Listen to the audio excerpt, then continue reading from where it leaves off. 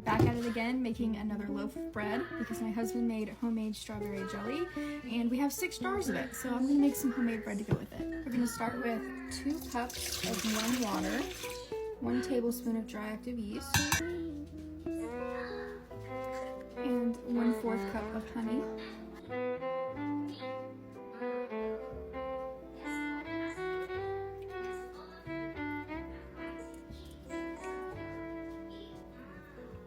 We're gonna mix this together and then we're gonna let it sit for 10 minutes.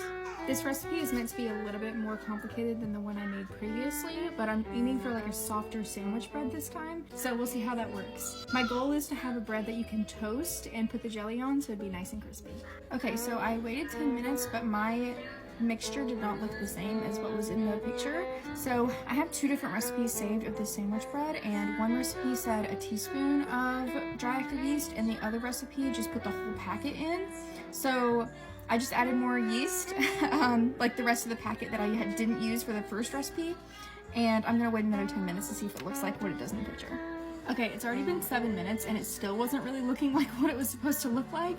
So I put it in the oven with the oven light on only, thinking maybe the warmer environment will allow the yeast to like actually ferment, start to rise. And it looks like it might be working now, so I'm just gonna let it sit in there until it looks like the picture. Okay, it's now been 21 minutes since I've added the yeast to the mixture, and it's just now starting to kind of look like the picture that was in the recipe. So I'm hoping that here in the next maybe 9 or 10 minutes, I'll be ready to move on to the next step. Okay, at this point, it's been 27 minutes. My baby's starting to get upset, and I've done most of the other chores around the house.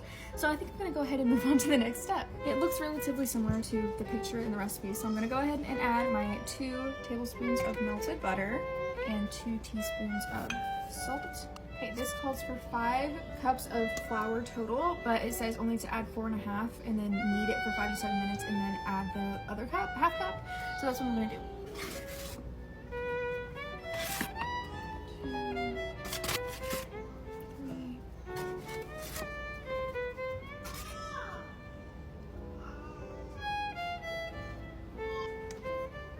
I'm just gonna go ahead and knead this with my hands because the person in the video uses a KitchenAid mixer and I don't have a KitchenAid mixer.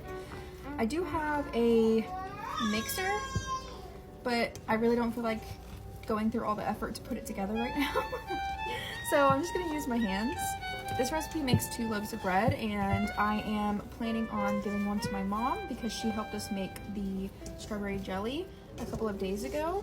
So I'm gonna go ahead and give her a loaf to enjoy the strawberry jelly on. The strawberry jelly was actually really easy to make.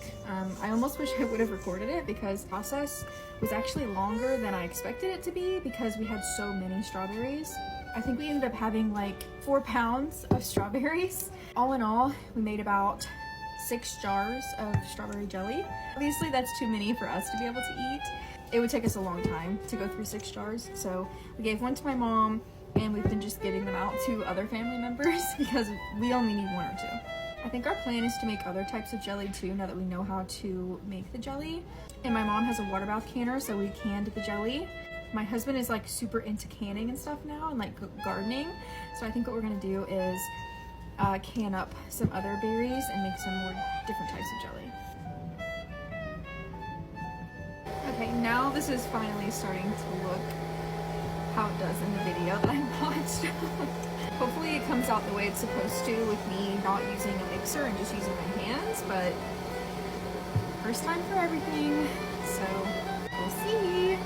Okay, I finally have a dough ball resembling the one in the video of the recipe, so now I'm gonna let this rise in the oven with the oven light on only for 1 hour. Okay, it's been about an hour, my dough has risen. I'm gonna smack it down, divide it into 2 loaves, and then put that in my buttered loaf pans and let it rise for another hour. Okay, here are my 2 loaves of bread all rolled up into little rectangles. I'm going to cover them with this towel and then put them in the warm oven with the oven light on only and let them rise. Okay, these are what my bread loaves are looking like, sufficiently risen. My oven is at 350, so now I'm going to bake these loaves for 30 minutes.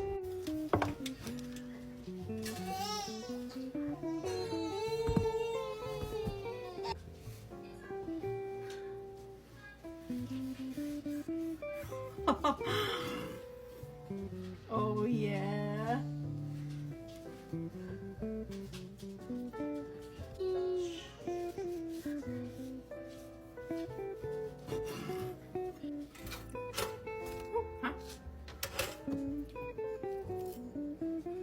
literally exactly like the bread we buy at the store. It feels like that soft Texas toast.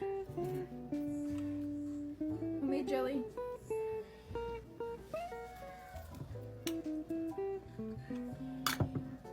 That's really good. It's delicious.